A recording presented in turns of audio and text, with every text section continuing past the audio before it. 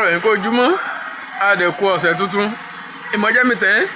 ó pé ní o advantages nínú disaster o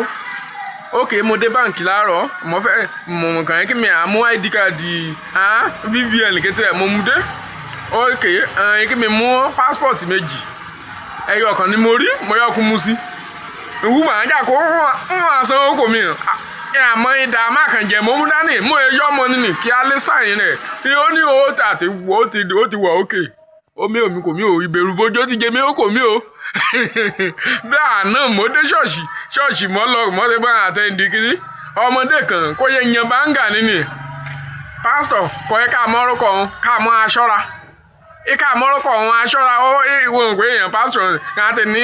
bíi stíkà àyìn ká mọ́rúkọ òun aṣọ́ra pé ká lẹ́mọ́lé àpò olè ajálẹ̀ òun kó yẹ gbúrò báńgà rẹ̀ ò lè kọ́kọ́ sá in fact èmi ojú wíńdò mo rí já gíláàsì mo fo wíńdò bọ̀ lọ́nà kí mi ti sín gbẹ́rẹ́ òlíjọ́ orí mi bẹ̀jẹ̀ bẹ́ ìmọ̀ rí bẹ́ àbẹ̀jẹ̀ bẹ́ mo wù ẹ́ ìdíra ní ire o.